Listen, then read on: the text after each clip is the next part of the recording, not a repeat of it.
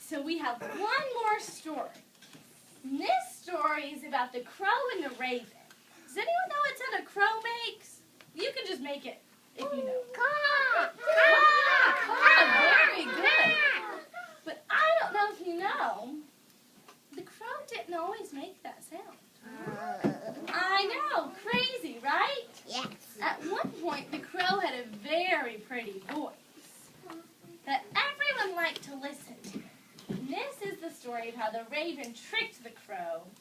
It also explains why the crow sounds the way he does. So once upon a time, the raven lived in the river country. Now, Raven was not a very nice bird.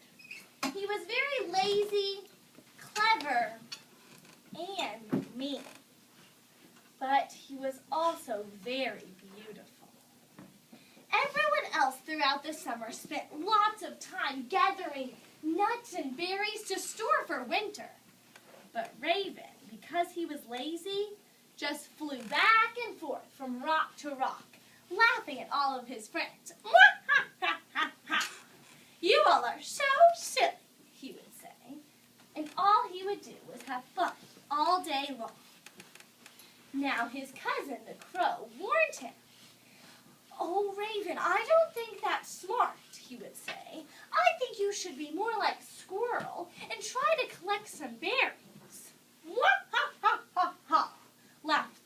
Laughed the raven. Can we all laugh like the raven? "I don't need to collect food, for winter won't be bad at all this year." Well, Raven was wrong, and when winter came, snow covered the entire ground. He couldn't find anything to eat, and it didn't take him very long at all to grow very, very hungry. So Raven decided he would just take some food from his friends, for they had been collecting food all winter. He was sure they wouldn't mind. But when he flew over to Squirrel's nest and peeked his head in, Squirrel was not very happy. "No, Raven, I am not sharing with you. You laughed at me all winter, and now I will eat and be happy, and you can starve," said the Squirrel. Raven flew away and was getting a little worried and more hungry. So this time he flew over to the bear's den. But when he got there, guess what Bear was doing? Sleeping. That's right. Because bears sleep all winter.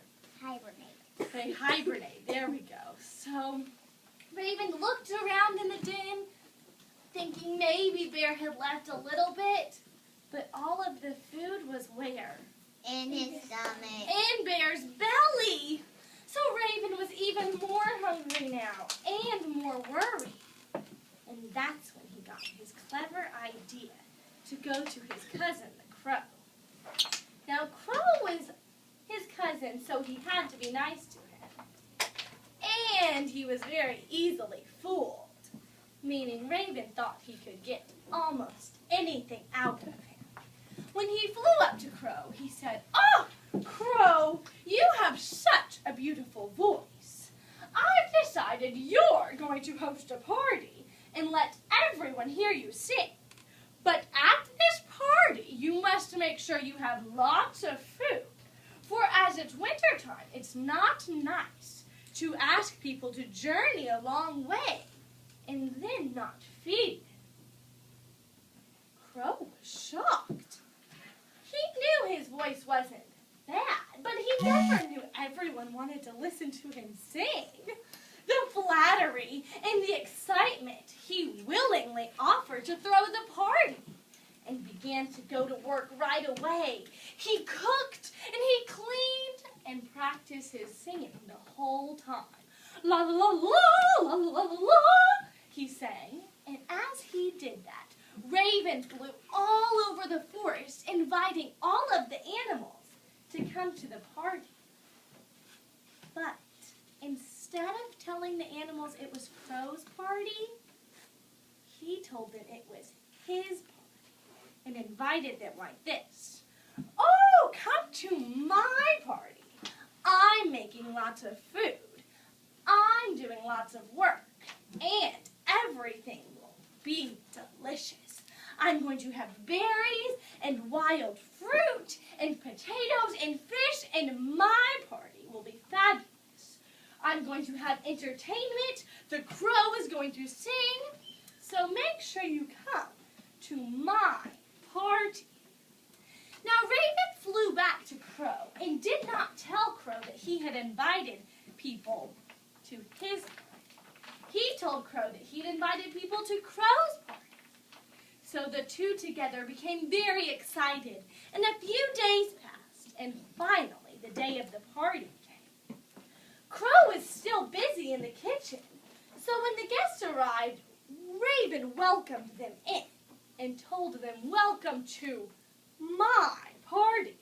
He set everyone down at his table and served everyone his food. When Crow finally came out of the kitchen, he began to sit down and eat as well. But just as he sat down, Raven said, "Oh, Crow, no. If you're going to sing for us, you can't sing on a full stomach. That will ruin your vocals. Just go ahead and sing first and eat later." Crow was pretty excited to perform, so he started to sing. And he sang and he sang. And while he sang, what were the other animals doing? Eating. They were eating and eating. And each time Crow tried to sit down, someone else would ask him to keep singing. Before Crow knew it, day had turned to night, and his voice was now growing hoarse. What had been a beautiful song ended up coming out, caw, caw, caw. And as his voice grew more and more hoarse, his friends started to pack up and leave. Now it was tradition in this village that when you came to a party, you also got to take all of the leftover food home with you. So all of his friends not only started to leave, but also packed up all of his food and took it with them. And guess who left as well? Crow. Raven. Raven took food and did not even help Crow clean up. Crow was so sad. He was left without food and without his voice. But he wasn't too worried, because another tradition of this village was that if you were invited to someone's house for a party, you had to invite that person to a party later that year. So Crow just knew he would get lots and lots of invitations, where there would be lots and lots of food. He waited and waited all winter, but no invitation ever came. Everyone thought the party they had attended had been whose party? Raven. They thought it was Raven's party. So Raven got lots of invitations, and Crow was left all alone. Crow had to go out and beg other people for food, and that's why the crow calls to us the way he does today, making what sound? Caw! The end. Another. That's all I have today. But maybe later on you all will have another opportunity for me to come tell stories. Because I have a lot more I can tell you. But does anyone have any questions about Native American storytelling, or about the stories I told, or about why I tell stories, or anything like that? Yes? Why did Crow tell them that it was his party? Because then, after he told them that, he got invited to parties all winter long where there was lots and lots of food. Why do you tell stories? Why do I tell stories? Well, I think it's fun, which is a good reason, first of all. But I started telling stories in high school. And then I started telling stories at my local library. And there was a lady there who also happened to help me learn piano. And she taught me a lot of different cool things and helped me realize that I could come tell stories to people like you. Because I thought, I used to do it for competition, and so I thought that was all. And then she told me that a lot of times teachers like for me to do it, and libraries like for me to do it. So now I just do it for fun, because I like to come to your all's classrooms. Yes? Why did the owl want such a long neck? I guess he just thought it was pretty. I don't know. That's something we don't know. Yes? I think the owl wanted a long neck so it didn't have to get close to the water and get food. That's a good reason. Or mice. Yeah. Is there a question back in the back? Or are we stretching? Just stretching. That's okay. Well, thank you all so much for letting me come to your class. And I hope you all have a wonderful Thanksgiving with lots and lots of turkeys. Everyone excited to eat turkey? Yeah. No, I am. I'm excited. I'm going to have